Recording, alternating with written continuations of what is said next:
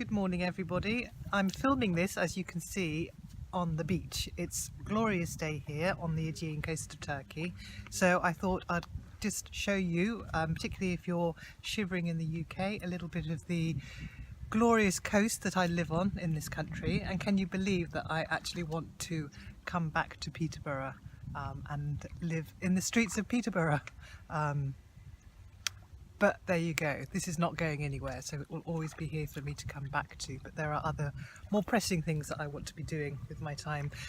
Anyway, that being said, what I wanted to talk to you all about today is a subject that has huge stigma, yet is incredibly talked about in social media, particularly this week, because we're talking about suicide today.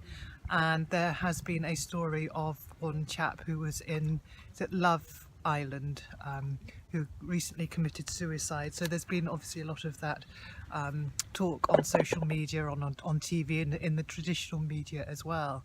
And interestingly, this is the second person from that particular show who has committed suicide. So it's brought up quite a lot of questions. Now, as many of you will know, I do a podcast called the Mental Health Revolution podcast, and interestingly today the episode that comes out is an interview that I did with a chap called Professor Rory O'Connor, and he heads up the Suicide Research Institute up at Glasgow. Have a listen if you can. It is a fascinating insight into what the causes of suicide, if you like. And one of the things that really struck me, that I found really fascinating, was that he had done a study into the correlation between cortisol, the stress hormone, and suicidal ideation. And it was quite interesting. You would have thought that people who are really stressed are the ones who go on to commit suicide, but actually those who have suicidal thoughts have actually got very or go on to commit go on to attempt suicide, if you like, have actually very low levels of cortisol. And that's quite an interesting concept, because if you think about it, when we come up against challenges in life and problems in life, we are fighting, aren't we? We're always fighting, and of course it's that raises your stress levels. And if you imagine an animal which is being hunted and it's fighting for its life, and at that point when it realizes that it can't fight anymore, it goes limp, doesn't it? And I guess that's kind of what people are like when they get to that point in their lives, and it's a complete feeling of powerlessness. You've got nowhere else that you can go, and that's the frightening thing. It also reminded me, I don't know if anybody's read this. This is the Viktor Frankl's Man's Search for Meaning, and it's a really hard book to read. It's a beautiful book to read as well. And I'd read it a little while ago, and there was a passage in there that really struck me, because it resonated with me and in the work that I do, because it was talking about no matter how harsh circumstances are, there comes a point where people just give up. I'm just going to read this, so bear with me. Those who know how close the connection is between the state of mind of a man, his courage and hope, or lack of them, and the state of immunity of his body will understand that the sudden loss of hope and courage can have a deadly effect.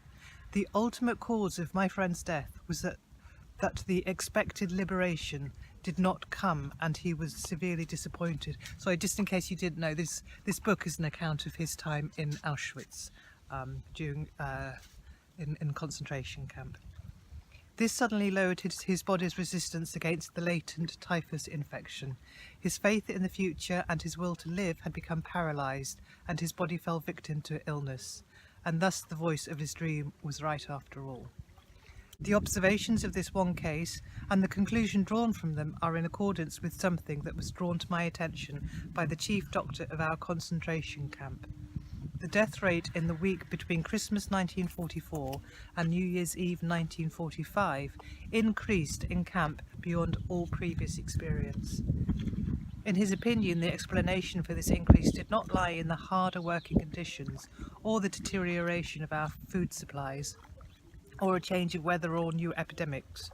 It was simply that the majority of the prisoners had lived in the naive hope that they would be home again by Christmas. As the time drew near and there was no encouraging news, the prisoners lost courage and disappointment overcame them. This had a dangerous influence on their powers of resistance, and a great number of them died.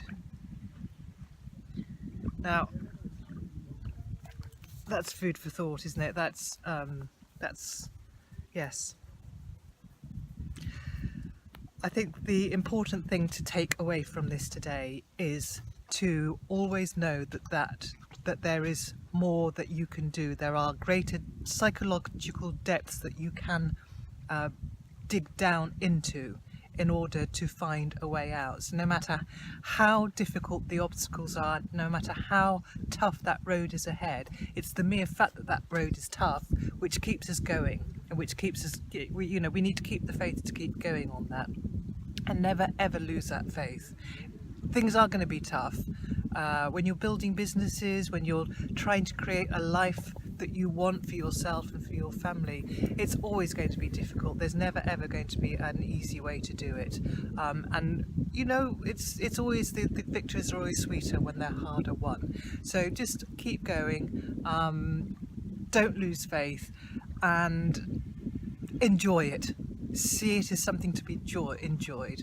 I hope you found this quite useful, and I'm going to enjoy the rest of the sun. Thank you very much indeed. Cheers.